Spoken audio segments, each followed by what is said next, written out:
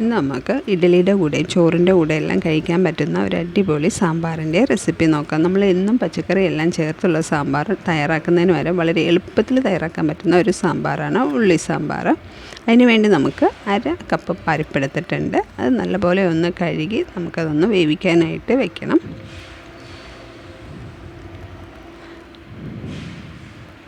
കഴുകി വൃത്തിയാക്കി എടുക്കാം. ഇനി അതിലേക്ക് നമുക്ക് ആവശ്യത്തിനുള്ള വെള്ളം, 2 ചെറിയ പീസ് കായം കൂടെ ചേർത്ത് കൊടുത്തിട്ടുണ്ട്. ഞാനിപ്പോൾ ഫുൾ കായാണ് ചേർത്ത് കൊടുത്തിട്ടുള്ളത്. പൊടി ഉണ്ടെങ്കിൽ പൊടിയാണെങ്കിലും ചേർത്ത് കൊടുക്കാവുന്നതാണ്. പക്ഷേ നല്ല മണം കിട്ടുന്നത് ഈ കായം തന്നെയായിരിക്കും. ഇനി നമുക്ക് കുറച്ച് ചെറിയ ഉള്ളി എടുക്കാം. ഇതുപോലെ നമുക്ക് തോല് കളഞ്ഞെടുക്കണം. കട്ട് ചെയ്യുന്നൊന്നുമില്ല, തോല് കളഞ്ഞെടുത്തിട്ടുണ്ട്.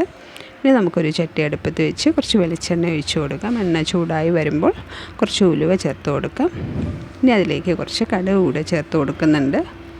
കുറച്ച് വറ്റൽമുളക് ചേർത്ത് കൊടുക്കാം. അതുപോലെ ഫ്രഷ് ആയിട്ടുള്ള കുറച്ച് കറിവേപ്പില കൂടെ ചേർത്ത് കൊടുക്കാം. ചേർത്ത് കൊടുത്താൽ നന്നായിട്ടൊന്ന് വഴറ്റിയെടുക്കണം. നന്നായി മൂത്ത് നല്ല മണമൊക്കെ വരുമ്പോൾ, ഇപ്പം നല്ല മണമൊക്കെ വന്നിട്ടുണ്ട്. ഇനി നമുക്കിതിലേക്ക് 2 പച്ചമുളക്, തോല് കളഞ്ഞ് വെച്ചിരിക്കുന്ന ചെറിയുള്ളി ചേർത്ത് കൊടുക്കാം. നല്ല കൂടുതൽ ചേർത്ത് കൊടുത്താൽ അത്രയും ടേസ്റ്റായിരിക്കും. ഞാനിപ്പോൾ കുറച്ച് ക്വാണ്ടിറ്റിയിലാണ് ഉണ്ടാക്കുന്നത്. അപ്പോൾ അതിനനുസരിച്ചുള്ള ഉള്ളിയാണ് എടുത്തിട്ടുള്ളത്. നല്ല പോലെ ഒന്ന് വഴറ്റി കൊടുക്കണം. അതിൻ്റെ കളറെല്ലാം മാറി ചെറിയൊരു ബ്രൗൺ ഷെയ്ഡൊക്കെ വരുന്നവരെ നമുക്കതൊന്ന് വഴറ്റിയെടുക്കാം. ഇപ്പം അത്യാവശ്യം ആ പിങ്ക് കളറെല്ലാം മാറി അത്യാവശ്യം ചെറുതായിട്ടൊരു ബ്രൗൺ കളറായി വന്നിട്ടുണ്ട്. ഇനി അതിലേക്ക് മഞ്ഞൾപ്പൊടി, മുളക് പൊടി, മല്ലിപ്പൊടി, സാമ്പാർ പൊടി കൂടെ ചേർത്ത് കൊടുക്കാം. ഇതെല്ലാം എരിവിനനുസരിച്ചും നിങ്ങളുടെ എടുക്കുന്ന അളവിനനുസരിച്ചും ചേർത്ത് കൊടുക്കാവുന്നതാണ്.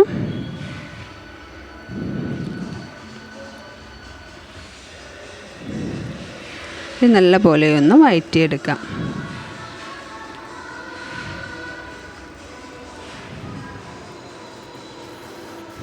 നല്ല പോലെ ഒന്ന് വഴറ്റിയെടുക്കണം. നല്ല പച്ചമണം എല്ലാം പോകുന്ന വരെ നമുക്കതൊന്ന് നന്നായിട്ടൊന്ന് വഴറ്റിയെടുക്കാം. ഇനി നമുക്കിതിലേക്ക് ആവശ്യത്തിനുള്ള പുളിവെള്ളമാണ് ചേർത്ത് കൊടുക്കേണ്ടത്. ഞാനിപ്പോൾ വാളംപുളിയാണ് ഒഴിച്ചു കൊടുക്കുന്നത്. ഞാനിപ്പോൾ ഇവിടെ ഒരു നെല്ലിക്ക വലിപ്പത്തിലുള്ള വാളംപുളിയാണ് എടുത്തിട്ടുള്ളത്. അത് ചേർത്ത് കൊടുക്കാം. ചേർത്ത് നല്ല പോലെ ഒന്ന് ഇളക്കി യോജിപ്പിച്ച് കൊടുക്കാം. ഇനി നമുക്ക് വേവിച്ച് വെച്ചിരിക്കുന്ന പരിപ്പ് കൂടെ ചേർത്ത് കൊടുക്കാം.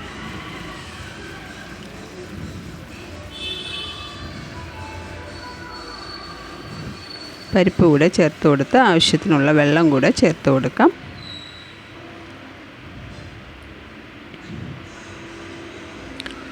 കുറച്ച് വെള്ളം കൂടെ ഞാൻ ചേർത്ത് കൊടുത്തിട്ടുണ്ട്. ഇത് നന്നായിട്ടൊന്ന് ഇളക്കി യോജിപ്പിച്ച് കൊടുക്കാം. ഇനി അതിലേക്ക് ആവശ്യത്തിനുള്ള ഉപ്പ് കൂടെ ചേർത്ത് കൊടുക്കണം.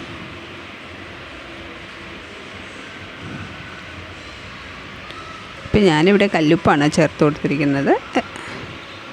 നന്നായി ഒന്ന് ഇളക്കി യോജിപ്പിച്ച് കൊടുക്കുക. നന്നായി തിളച്ച് വരുമ്പോൾ നമ്മുടെ ഉള്ളി സാമ്പാർ റെഡി ആയിട്ടുണ്ട്. എല്ലാവരും ഒന്ന് ട്രൈ ചെയ്ത് നോക്കൂ. വളരെ ടേസ്റ്റി ആയിട്ടുള്ള ഒരു ഐറ്റമാണ്. ചോറിൻ്റെ കൂടെ ഇഡ്ഡലിയുടെ കൂടെ എല്ലാം അടിപൊളി കോമ്പിനേഷനാണ്. എല്ലാവരും ഒന്ന് ട്രൈ ചെയ്ത് നോക്കണേ. വീഡിയോ ഇഷ്ടമായാൽ ലൈക്ക് ചെയ്യാനും ഷെയർ ചെയ്യാനും സബ്സ്ക്രൈബ് ചെയ്യാനും മറക്കരുത്. Thank you.